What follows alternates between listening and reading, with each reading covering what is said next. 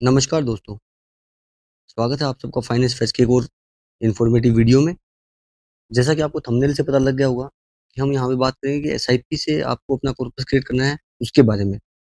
तो अगर आपको अपना पैसा इन्वेस्ट करना है, तो इसके लिए आपके पास मार्केट में बहुत सारे ऑप्शंस अवेलेबल हैं।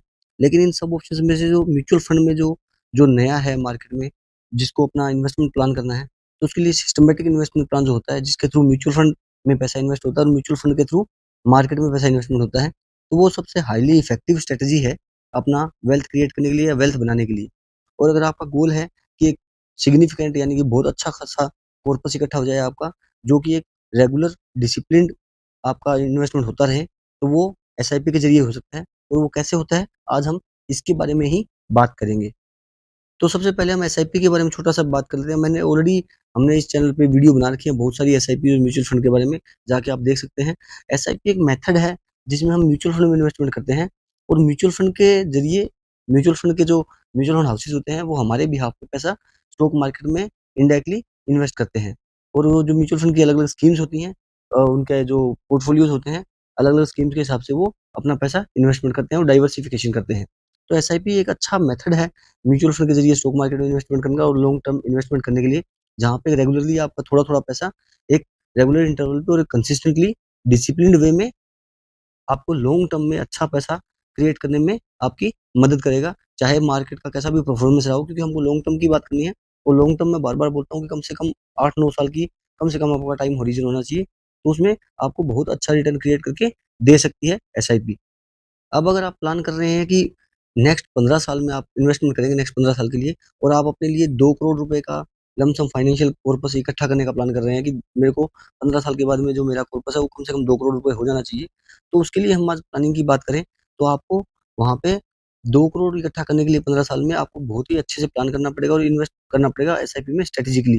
तो वो एसआईपी हम कैसे कैलकुलेट करेंगे और कैसे हम स्ट्रैटेजी बनाएँगे, उसको हम कैलकुलेशन से थोड़ा समझने की कोशिश करते हैं। कि अगर मान के चलिए कि आपको हमने जो एनुअलाइज़्ड रेट ऑफ रिटर्न है वो 12% ही माना है, जो सबसे कम है। मैं बहुत बार बताता हूँ कि अगर म्यूचुअल फंड में आप लॉन्ग टर्म में अगर इन्वेस्टमेंट कर रहे हैं, तो 10 से 12% सबसे कम रिटर्न ऑफ इन्वेस्टमेंट होता है। आपको अच्छे-अच्छे म्यूचुअल फंड आपको 18 से 20% का रिटर्न भी आराम से कमा के देंगे। लेकिन हम सिर्फ 12% का एनुअल रिटर्न ही मान के चलते हैं कंपोज़िट, तो अगर हम 12% का रिटर्न मान के चलते हैं, तो आपको 2 करोड़ पैसे इकट्ठा करने के लिए आपको कम से कम 40,000 रुपए हर महीने का आज से एसआईपी में इन्वेस्टमेंट करना स्टार्ट करना पड़ेगा। तभी आप जाके आप 15 साल के बाद में 2 करोड़ रुपए का कॉर्पस इकट्ठा कर पाओगे। तो अगर आप 12% का लेते हैं, तो आपका उस हिसाब से टोटल जो इन्वेस्टमेंट होगा, वो लगभग 72 लाख रुपए के करीब हो जाएगा। और आपका जो लॉन्ग टर्म का जो कैपिटल गेन होगा, वो 1 करोड़ 29 लाख के करीब होगा।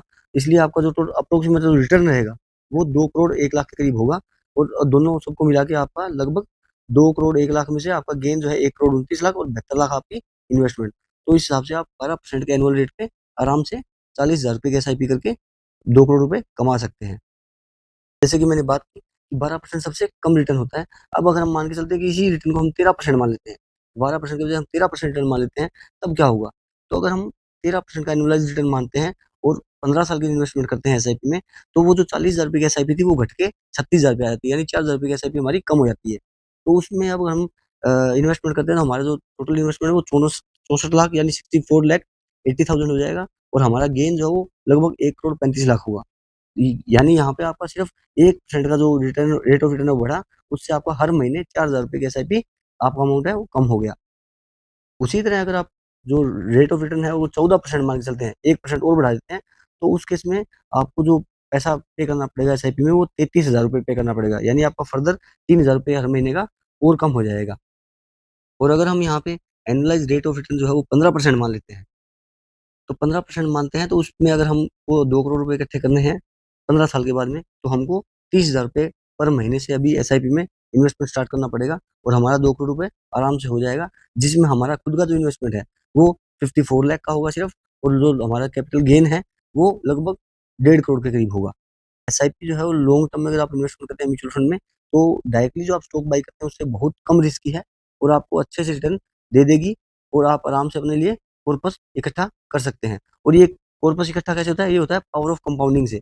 जो पावर ऑफ कंपाउंडिंग है वो आपकी जब आपकी जो इन्वेस्टमेंट है वो 5 से 6 साल की हो जाती है, उसके बाद आपकी जो पावर ऑफ कंपाउंडिंग है, असली जो अपनी ताकत है, वो दिखाना स्टार्ट करती है और उसी से आपका वेल्थ क्रिएट होता है।